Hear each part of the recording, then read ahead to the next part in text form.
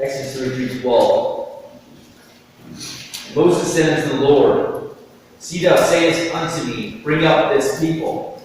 And thou hast not let me know whom thou wilt send with me. Yet thou hast said, I know thee by name. Thou hast also found grace in my sight. Now therefore I pray thee, if I have found grace in thy sight, show me now thy way, that I may know thee, and that I may find grace in thy sight, and consider that this nation is thy people. And he said, My presence shall go with thee, and I will give thee rest. And he said unto him, If thy presence go not with me, carry us not up hence. For wherein shall it be known here, that I and thy people have found grace in thy sight? Is it not in that thou goest with us? So shall we be separated, I and thy people, from the people that are upon the face of the earth. Dear Lord God, Lord Jesus, God, I pray that you bless this preaching here, God. Please fill me with your Spirit, God. God, give me a preaching power, God. I pray that you bless everyone who came out here. They wanted to meet with you, God. They wanted to feel your presence. They wanted to be closer to you, God. I pray that you bless them the remainder of the service and our time of fellowship afterwards. And everyone who came out here today. In Jesus' name we pray. Amen. Now we're taking a look here at Exodus. And what I want to see here, we see Moses praying to God. He's praying to God. He's petitioning him in a sense. In Exodus 33, verse 13, as we take a look one more time at it, it says, Moses praying to God. He says, Now therefore I pray thee, if I have found grace in thy sight, show me thy way, that I may know thee, that I might find grace in thy sight, and consider that this nation is thy people. Now we see Moses, he's saying, show me thy way. He's asking God, show me thy way. And I think as Christians, at many times, how many people said that to God? Hey, God, hey, show me your way. Show me the way that you want me to go. I know that the way that I want to go is not the way it should be. I know that your way is so much better than my way. And he's saying, show me thy way. He's praying to God, show me thy way. And in verse 15 he says, And he said unto him, If thy presence go not with me, carry us not up hence. He's basically saying, God, hey, if you're not going to take us into the promised land, God, if you're not going to be with us, he says, carry us not up hence. And since I can even say this in my own life, God, if you're not going to be with me with what I'm doing, if you're not going to be out with us and building this church, if you're not going to be us, hey, Carrie, don't go with us. God, if you're not going to be with me, hey, God, you might as well just take my life. God, you might as well just take my life if you're not going to be with me. I want you with me. I believe everyone in this church wants God with them. I believe everybody wants God on their side. And if not, just leave us. Because where can we go without God? We can go nothing. We can go nowhere without God. We are not gods. There's only one God. There's only one God. I'm the Lord, that is my name. My glory will not give to another. God is God, and if He's not with us, what's the point? And I believe that is that attitude that we ought to have in a sense. We want to be like going to God. Hey, show me that way. Show me, God, what you want me to do. And if you can't be with me, then I'm honestly going to take my life. I'm honestly going to be honest with you. If I can't do what God wants me to do, if you can't do what God wants you to do, you might as well part of my life, might as well get over. Because there's no point. And now, continuing on in Exodus chapter 33, verse 17. Exodus 33, 17. And the Lord said to Moses, I will do this thing And the Lord spake unto Moses, I will do this thing also that thou hast spoken, for thou hast found grace in my sight, and I know thee by name. And he said, I beseech thee, show me thy glory. Here we have Moses, he's getting bold, he's asking God, hey, show me thy glory. He wants to see God. He wants to experience God. He wants to be closer to God. He said, I beseech thee, show me thy glory. Moses was bold. I think sometimes when we pray, that we ought to be bold, and we ought to ask for something according to God's will that's big. And we ought to ask that we can see, we can say to this church, we ought to pray that we can see our family members saved. we ought to get bold with God. Moses was getting bold with God. He says, show me thy glory. He was getting bold. He was asking for something. Kind of like when Abraham, when God told Abraham that he was going to destroy Sodom and Gomorrah, and Abraham was just like, hey, there's 50 righteous people there. Will you not destroy it? And he goes, 40, 30, 10. He just wanted to see, he didn't want to see Lot die. And God granted him that petition. He granted what he wanted, being Lot being delivered. And it was Abraham's prayer. And I see here that Moses' prayer. He says, show me that glory. In verse 19, Exodus 33, 19, he said, I will make all my goodness pass before thee, and I will proclaim the name of the Lord before thee. And I will be gracious to whom I will be gracious, and I will show mercy on whom I will show mercy. He said, thou canst not see my face, for there shall no man see me and live. Here we have God allowing Moses to see his goodness pass before me. You can see his back parts. God would be able to show him as much as he could show of himself. No man can see God and live. But he was able to show it. He was able to show part of himself to Moses and answer that prayer to the degree that he could answer it. Because no man can see God and live sitting there. And he could not see God and allow him to live. So he showed him as much as he could. But now, if you turn your Bibles to Psalm chapter 122, verse 1. 122, verse 1. 122, verse 1. Psalm 122, verse 1.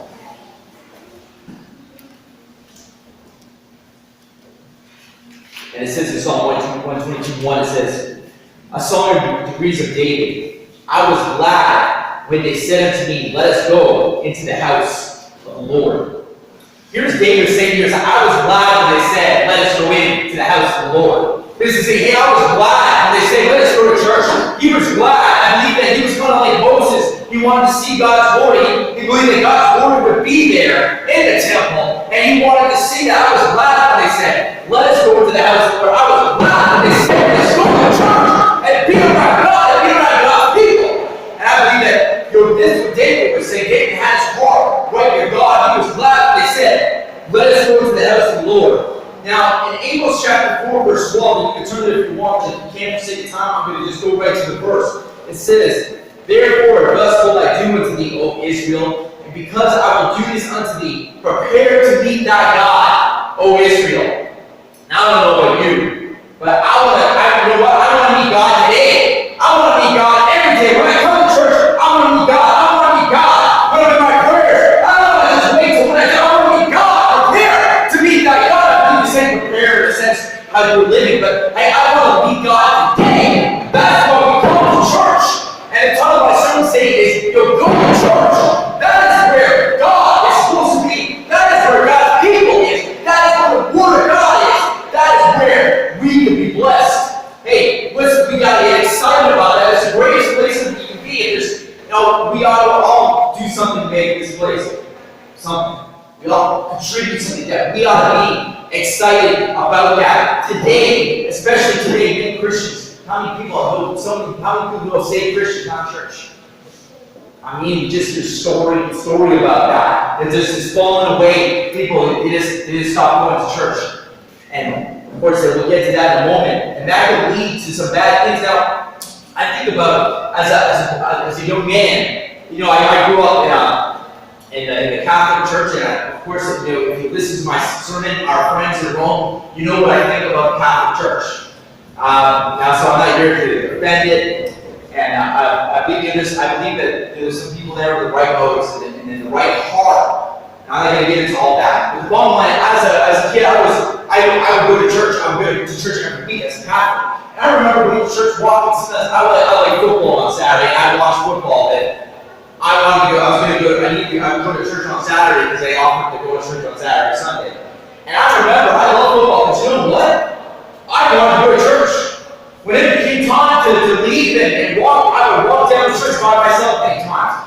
You know why I wanted to go to church? Because I wanted to meet God. I would show me that glory. I was like, I wanted to get down on my knees and pray. I wanted to hear God's word. I wanted to hear the priesthood, to read in the Bible, and to say something that would get to my heart, that would get to my soul. I wanted to be in God's presence. And I'm telling you,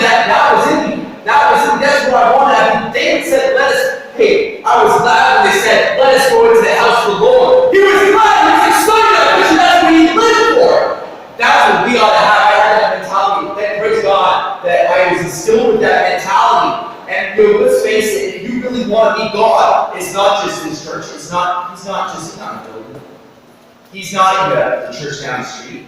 He's not just in this church or that church. I mean, God can be anywhere. In the sense that we come here, we're talking about God. We're preaching about God. We're praying to God. We're fellowshipping together.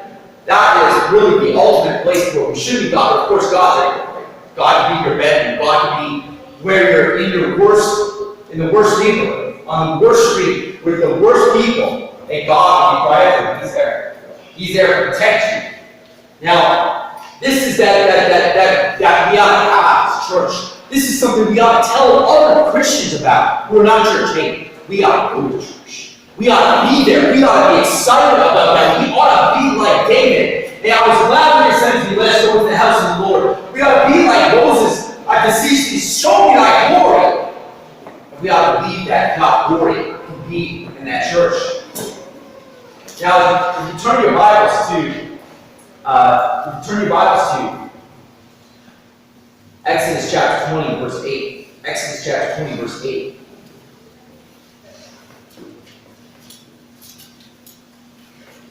Exodus chapter 20, verse 8. And it says in Exodus 28, remember the Sabbath day to keep it holy. 6 days shalt thou labor and do all thy work. But the seventh day is the Sabbath of the Lord thy God, and thou shalt not do any work, thou, nor thy son, nor thy daughter, thy maidservant, nor thy manservant, nor thy maidservant, nor thy cattle, nor thy stranger that is within thy gates. For in 6 days the Lord made heaven and earth, and sea, and all that is in them, and rested the seventh day. Wherefore the Lord blessed the Sabbath day and hallowed it. Now, of course, we're not under the law.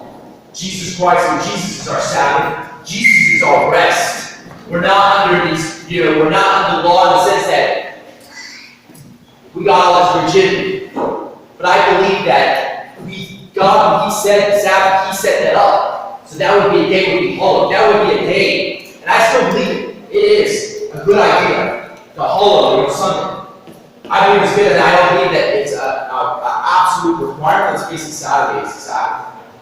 But to give that day to God, to give that honor to God on that day, that is something I believe that is still a good thing. Is it absolute requirement?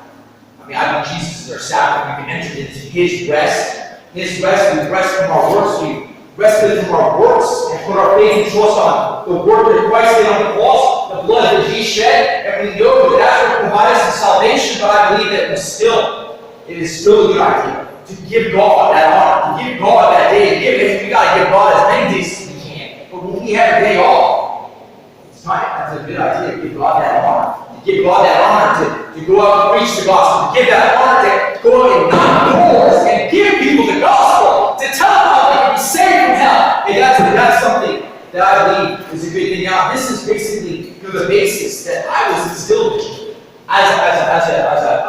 as growing up Roman Catholic. They kind of base this, the Sabbath, keeping the Sabbath, going to church as based on His commandment. And there's some good spiritual principles to that. But this was kind of engraved in me. I remember my grandparents, I stopped going to church. And my grandparents, they didn't like that because I used to go to church till I was about 19, 20 years old. And I got involved in some stuff. And I started to question some things about Catholic religion. I just fell out of church completely. But they never stopped asking me, hey, did you go to church? Did you go to church? Did you go to church? They just wouldn't stop. You got to go to church. Did you go to church last week? Did you go to church last week? They wouldn't stop. They wouldn't stop. And I knew that maybe I had a problem with the Catholic Church. And I believe I was justified in that. But hey, you know what that really did to me is, why aren't you finding a good church? Why aren't you finding a place that God wants to be? Why aren't you going there? It was right. It was right. And now the idea of keeping the Sabbath, in the sense that I believe that they really emphasized, it had good spiritual principle of going to church and being around God's people, and being around the Bible, and being around the Word of God. Now, turn your Bible to Exodus chapter 23, verse 12. Exodus chapter 23, verse 12. And it says, 6 days thou shalt do thy work, and on the seventh day thou shalt rest, that thine ox and thine ass may rest, and the son of thy handmaid and the stranger may be refreshed. So it's saying, here it's saying that we ought to, 6 days we ought to labor. He's saying here that we rest the seventh day so that we can be refreshed. And the real way to get refreshing, the real way to get refreshing is have God refresh. That is through His Word. It's God's Word. It's Jesus Christ. It's the Son of God. It's that the God manifested in the flesh, died for our sins, and gave us the greatest refreshing when He allowed us to be born again, when He saved us, when He saved us from our sin, when He saved us from the penalty of our sin, when He saved us from hell, and made us a new creature. That is the thing that gave us the best restoration. He quickened our spirit, and that is the rest when we come to church and we want to be around God. That is the refreshing He wants to give us. When we hold that day, when we hold that holy day for God, it's so that we can be rested, so that we can be restored, so that we can be made strong. And I believe that's why He wants us to do it. I believe that's why He wants us to be here and to be around other Christians. I believe that's exactly what He intended. Now, if you turn your Bible turn your Bibles to Psalm 84. Psalm 84.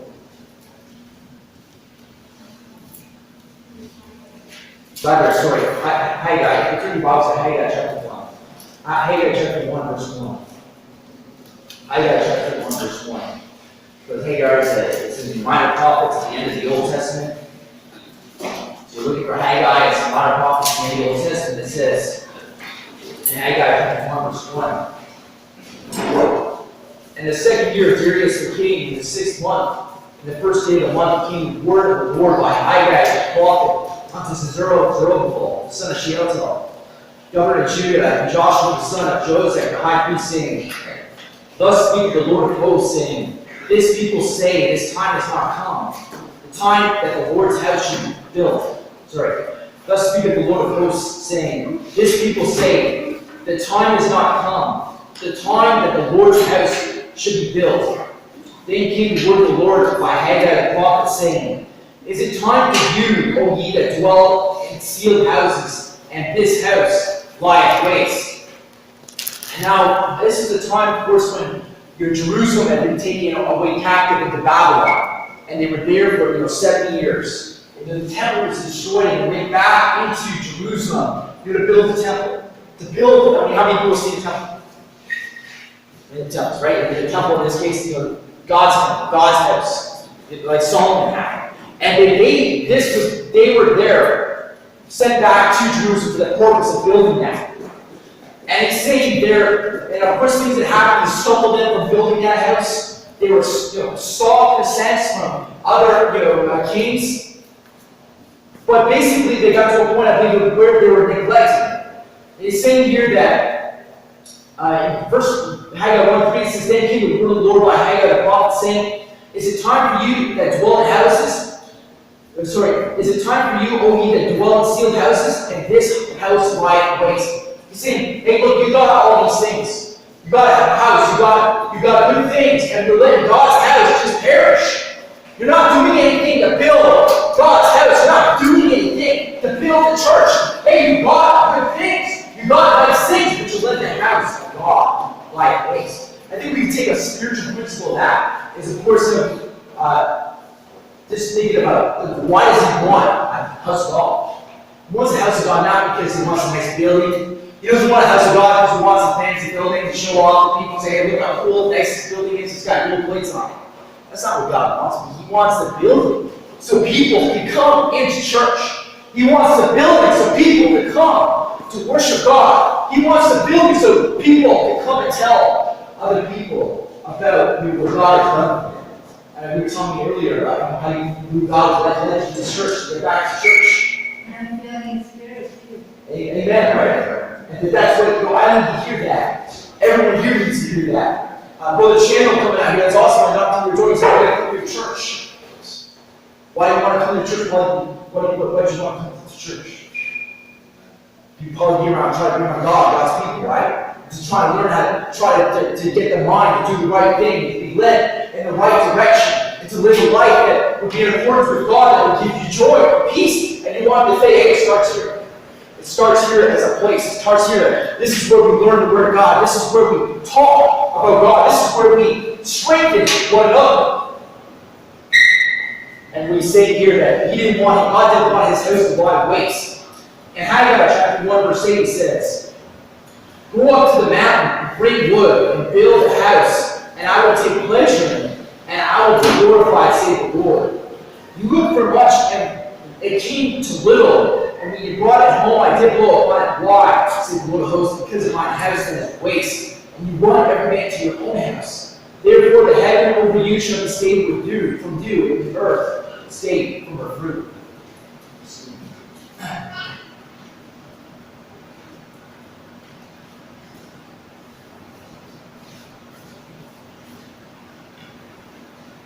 So he's saying basically, that there's consequences. There's consequences of not focusing on building God's house. In a sense, I think because they weren't there. Because they didn't build it, I don't believe they probably were there. They probably neglected God's word.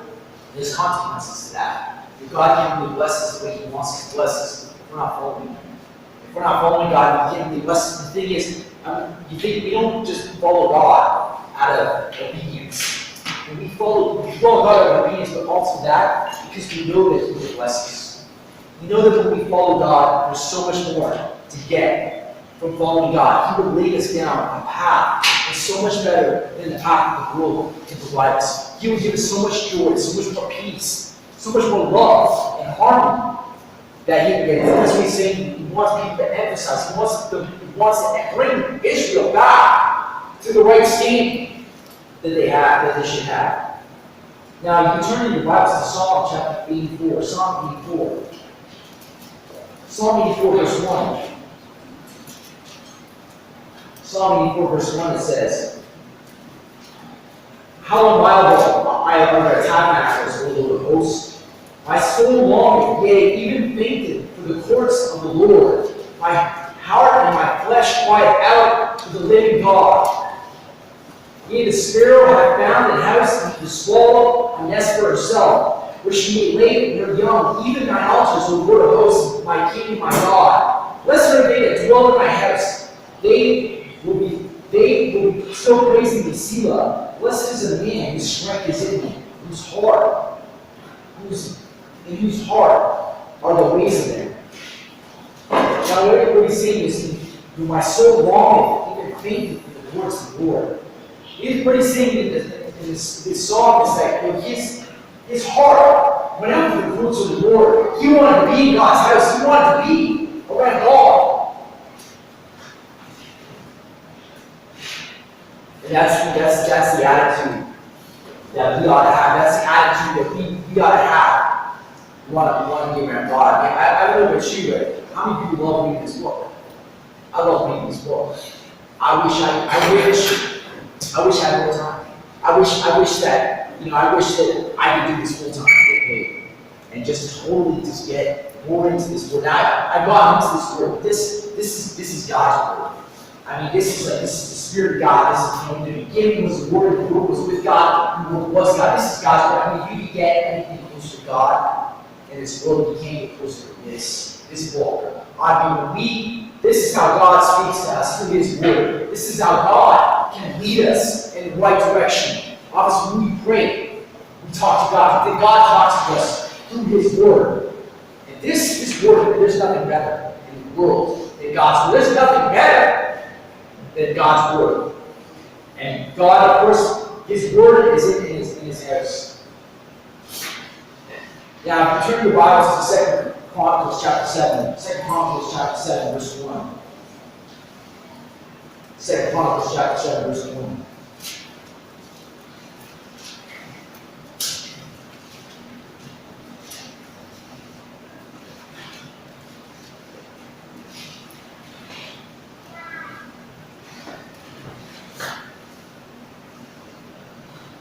Now it says here, it says, and if you get some context here, this is basically the building.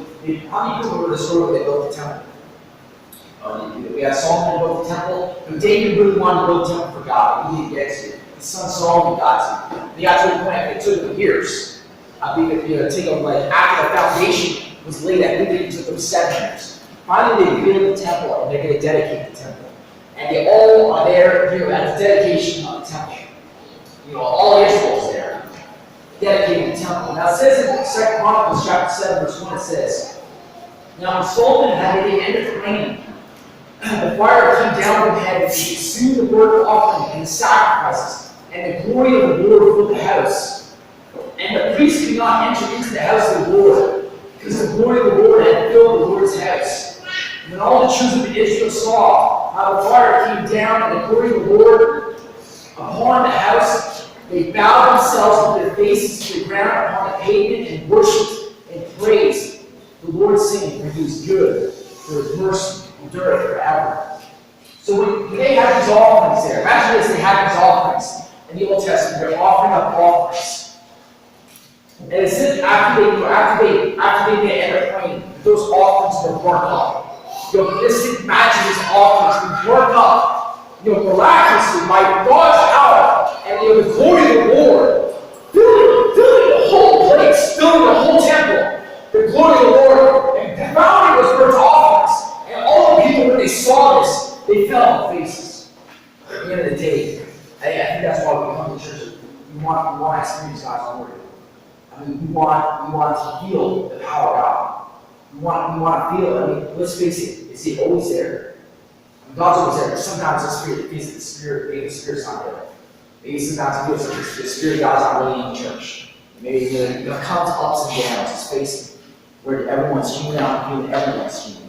But what we really want to see is we want to see that glory, the glory of the Lord, fill this place. Just like in the Old Testament, just like in Exodus, when they built the tabernacle, they could not enter into the tabernacle because the glory of the Lord was there. They got to see something great. They got to see something unbelievable. And I think, when you think of the glory of the Lord, the glory of the Lord is with us when we're edifying one another, when we're encouraging one another. I think about your brother Gordon when we first started this church. And you were there, and I remember you were paying the rent for that church. You get it started. You wouldn't pay the whole thing. And we didn't have a lot of people, and Brother Mike and Judy came. And that was edifying to us. We wanted to do something here. We wanted to see a church here that would go out and get people saved. And we started this block after block. And of course, Mr. Skip, we moved here. You guys are here all the time. And we're edifying when we saw you guys baptized. When your brother Mike is preaching at St. George Maintenance. Hey, we're all here to edify each other. That means that we're edifying each other, we love each other. And that's God's glory. That's the sense of, that's how we can experience God's glory. That's God is love. He didn't both love both in God and God in Him. So when we love one another, when we encourage each other, when we're good to one another, that's where we're trying to bring God to reality. That's where we can experience God's presence. Because God, as Christians, as saved Christians, we have the Holy Ghost living within us. So when we pray to God and we can feel He hears our prayers, hey, that is what we can experience God's glory. Now, many people today here, many people are filling at a church. If you turn your Bibles to Hebrews chapter 10, Hebrews chapter 10, verse 25. Hebrews chapter 10, verse 25.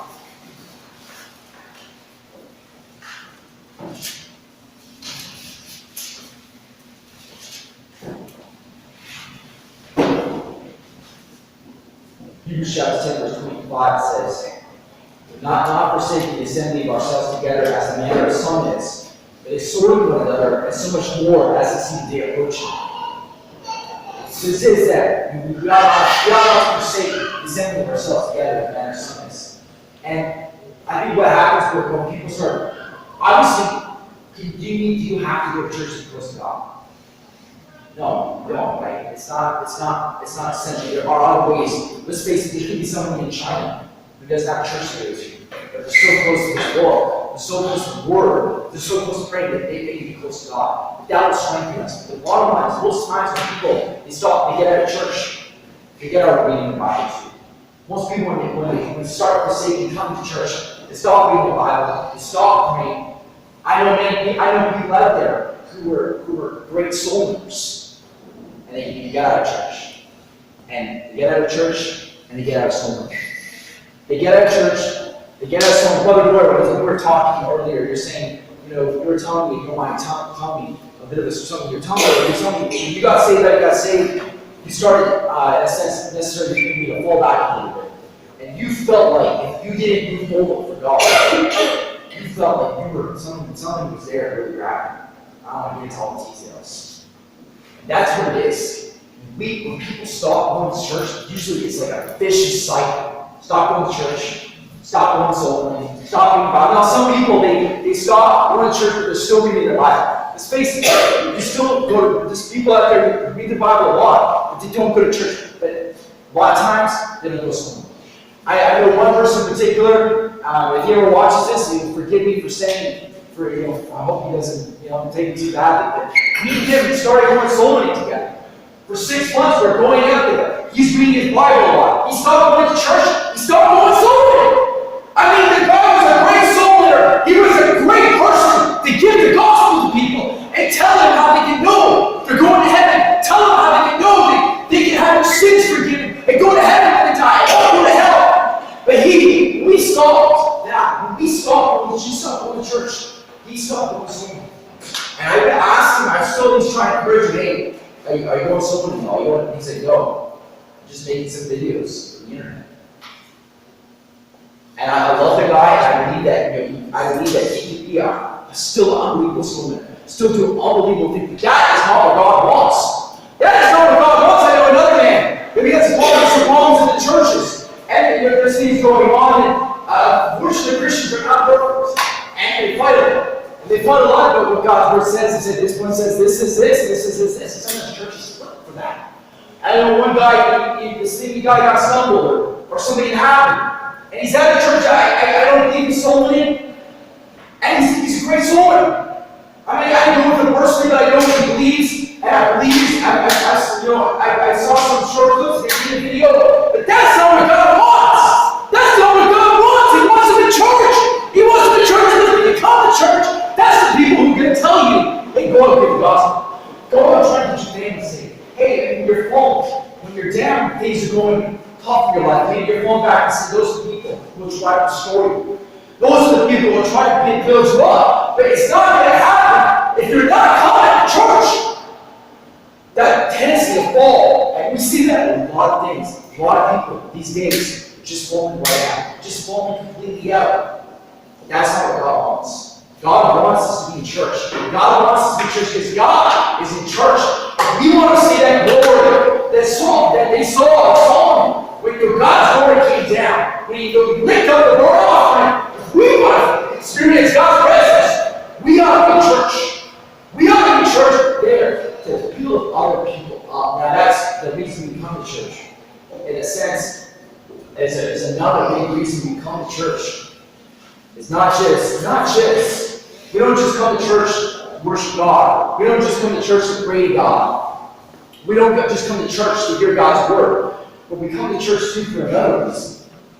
And if you turn your Bibles to Hebrews chapter 3, verse 13, and it says in Hebrews 3:13, it says, but exhort one another daily, while it is called today, lest any of you be hardened through the deceitfulness of sin. You say, hey, you got to exhort one another.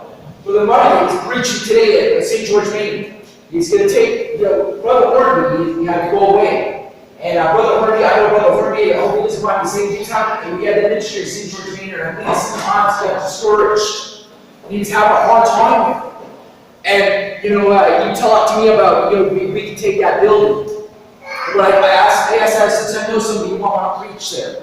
And Brother Mike went in there, started preaching every week. He encouraged Brother Hornby. Hey, Brother Hornby's spirit and he's excited about that word. Now he's got these tracks that wants to continue that. Brother Donovan said he wanted to go there. But that doesn't happen. unless you're a church. Because I knew Mike wanted to preach. I knew Mike wanted to move forward for God. And I knew Brother Hornby had somebody who needed to help him. And by him helping him, not only did Mike encourage Brother Hornby, but Brother Hornby came here and he encouraged us, and he exhorted us, and he strengthened us. It doesn't happen on YouTube. It doesn't happen on YouTube. It doesn't happen on Facebook. Come on, people. That's what we're doing. And YouTube, not this temple. Where are our people? It's unbelievable. I heard about the Anderson type of church start. They had a Trinity Baptist church, and all the Andersons were going there. And there was many that weren't even there. They were still on YouTube. I mean, what's going on? What in the world? I mean, don't you want to associate with other people? Don't you want to be around other Christians? Hey, that's where we get the strength. And when people come out here to church and they're excited about hearing God's word, when Mr. Kegis, when you went out and get baptized, I got a picture I want to put on the internet. Mr. Kegis, and you're like this here. I'm excited about being baptized. I'm like, I gotta get that picture on the website. I mean, it's unbelievable. I mean, that's what I want to see right on the website. Yeah, you're excited. Hey, God, approaches me. Hey, Rim, you started coming to church. I knocked on your door a few months ago, and you started getting that. That was awesome. You're coming out here. That's awesome. And I remember when I met you. You were talking about Jesus. We're talking about Jesus. And you're talking about you experience His presence, and what He did for your life, and that encouraged me. That gave me that strength in my faith. That strength. Your kids come up. That's awesome. You guys are here. I know it's tough. You're not used to this, right? You're probably like, probably not so sure about what's going on.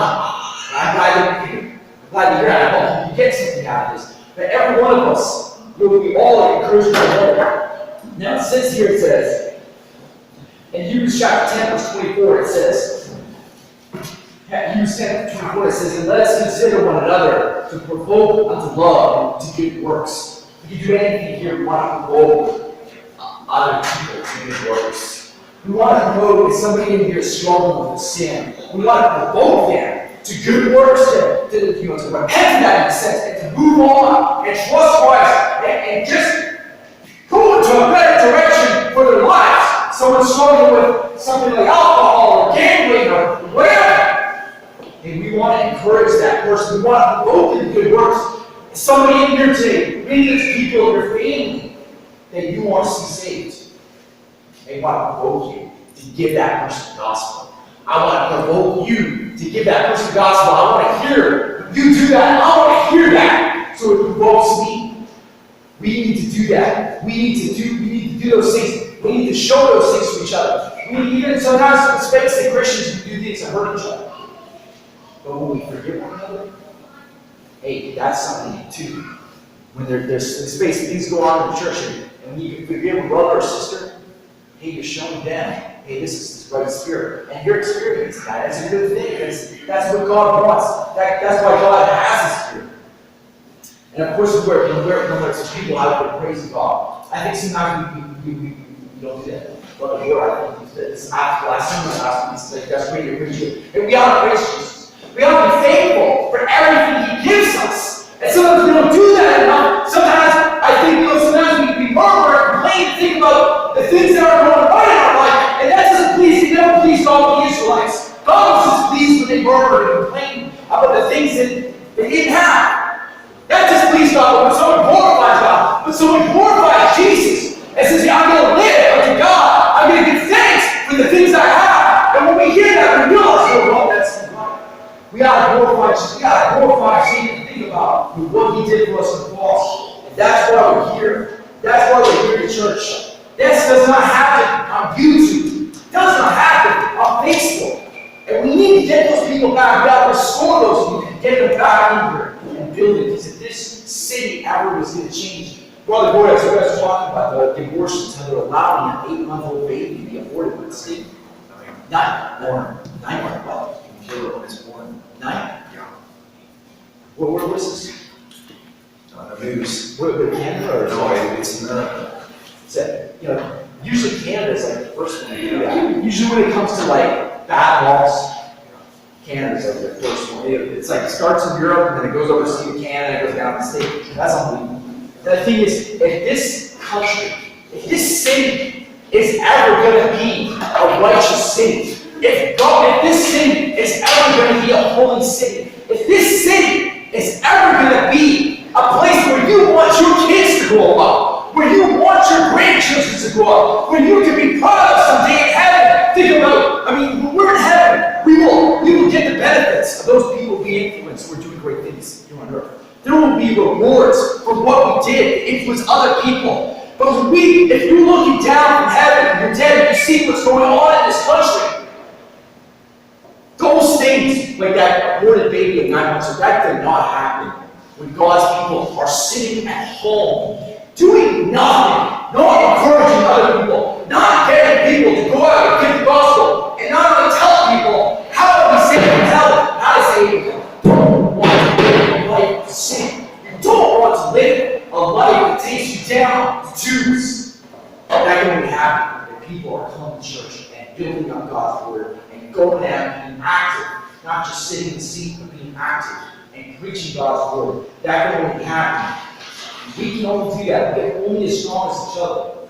Everyone here is a piece of the puzzle, not just one man, everybody. And that be everyone. And that's why we come to church. Let's pray.